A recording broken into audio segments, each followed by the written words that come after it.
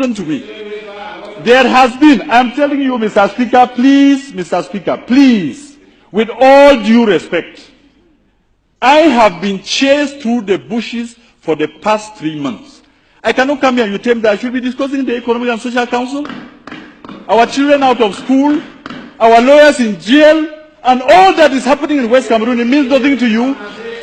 Where in your standing orders, Mr. Speaker, where in your standing orders do you have space for us to discuss the issues that have to do with the people of West Cameroon? You tell me, then I'll go and sit down. Because you don't seem to have an agenda for us. You don't seem to have it. So what are we supposed to do? It is also part of the humiliation. Mr.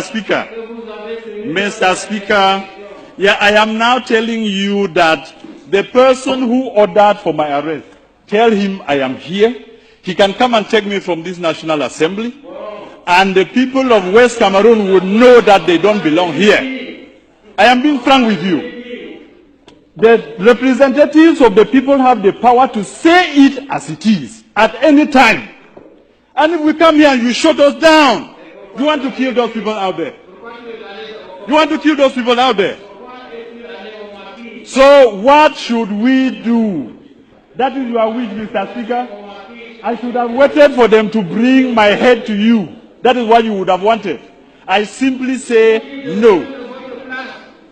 Mr. Speaker, can you now, on this floor, give a nation that you call yours, people can do what has been done to our children in West Cameroon.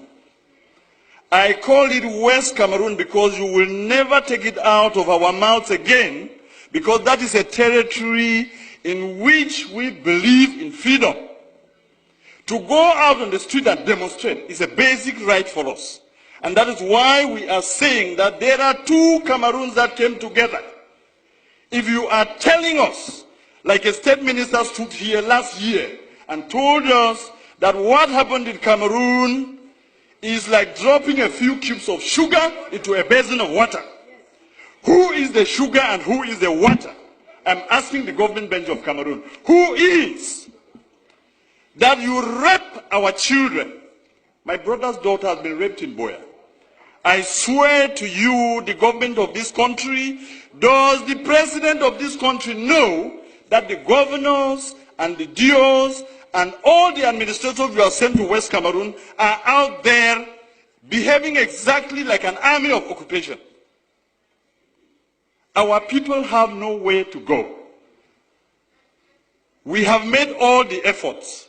Our ancestors and our forefathers trusted you to go into a gentleman's agreement that two people who considered themselves brothers could go to live together. If this is what you show us after 55 years, then those who are saying that we should break Cameroon are right. They are correct. The people of West Cameroon cannot be your slaves. The people of West Cameroon are not, you did not conquer them in war. If this is what you are saying that we should live in, I say simply no, it will not work. How do you have an army that's supposed to protect children, step out there, beat them, and rape some? It is not heard of in any country. This is the 21st century, and anybody who does that, I cannot be willing for his government to pay the price. We will exact it on you, because you are making us believe that we went to the wrong place. What is there to say? I want the world to know and to have it on record that we have made efforts. I have sat with ministers and listened to them talk. The first one was the then Minister of Justice, Amadou Ali, 10 years ago. And I took my time, drove from Como to Yaoundé to tell him something is brewing out there. This thing that you people are sending gendarmes to beat people up and say all of these things, there is pain in West Cameroon. And as Minister of Justice, be very careful. What happens there? And he turned around, looked at me, and told me, Mr. Wilbur, it is your people who choose to come here. He is alive. He told me. Last week, I went to see the Minister of Higher Education, Professor Famindongo, and I told him the problems in Cameroon, the problem we have in West Cameroon, is the problem that will bring down Cameroon. If you do not handle it well, you will not know Cameroon as it is in a few months or in a few years. When people have had pent-up anger and pain, humiliation, for over 50 years, when it bursts out, you will never be able to control it. And I told him. And simply what he asked me was, qu'est-ce que vous allez faire? Because you have your army of occupation out in West Cameroon, you believe that when the people will rise, even if you took the whole of the French army and added to yours, you will never bring them down. And we have no need for that. We don't have any need for that in the 21st century. I was one of the believers in a unified Cameroon. And I want to tell this house that what has happened to those children in Buea University and in Bamenda has convinced me that the people who say Cameroon should go in two parts are correct. And there are more and more of us out there who now believe that it is the ultimate end. I listened the other night, an offer of 1,000 jobs, an offer of 2 billion francs for lay schools, and I laughed at myself. Are my people slaves? So you now take them to be your dogs, that you can beat and wound and maim, break their bones, then throw a piece of meat for them to fight over. It has to end. If we, the people of West Cameroon, have to continue doing what we are doing, it is because we believe that the more is always the merrier. When you have more people, you have more chances of surviving in life. If the more people who are the people of East Cameroon have proven to us that our blood means nothing, then it is time for us to say it will soon be over. I want to give you a quote here in this house that I borrowed from the American liberators. When injustice becomes law, resistance becomes a duty. The people of West Cameroon have a duty to resist your oppression. I called it oppression because of what I've seen in the field. Let me quote you another two instances. 3 weeks ago, there was an incident in Bangolan, which is a neighboring village to Jakiri, where I come from. And I don't know what it was about, and a Yandam officer was killed. And the forces of law and order, under the instructions of the SDO of Ngokitunya, move into Jakiri, a neighboring village, and take away 100 men. Just beat them up, break their bones, and then just leave them there. And I went to that place where he took these people, and I told him, Mr. SDO, you are going to release my people. He sent soldiers to me, and one of them told me, I said, I am the representative of these people because I'm a parliamentarian. And the guy, young man, turned around and asked me, Et puis quoi? On n'est pas ici à Yaoundé. And he drew a line on the ground to tell me, if you cross here, you will see the consequences. Unfortunately for him, I happen to be a descendant of the warriors, so nobody draws a line before me. And I crossed, and I told him, shoot me.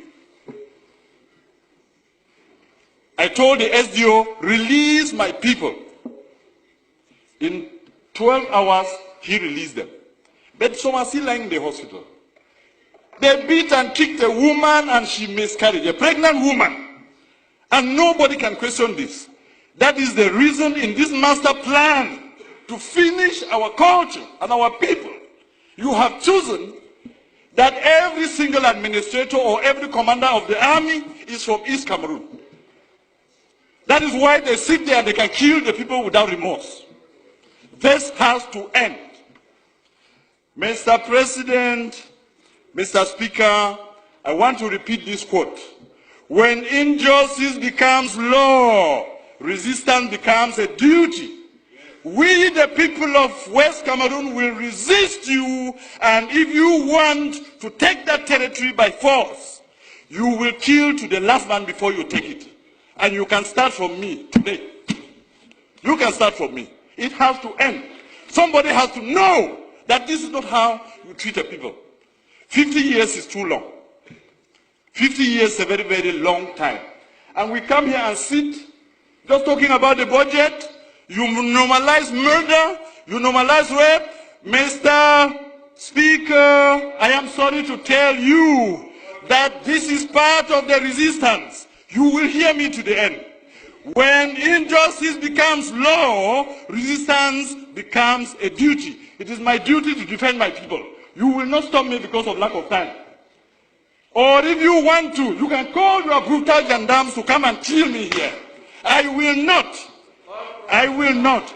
I want you to hear this, Mr. Speaker, that my people are suffering, and that the cube of sugar that was defined in this house, are you just angry, Mr. Speaker, that the person you considered your slave, a slave has risen in the master's house and is asking a question?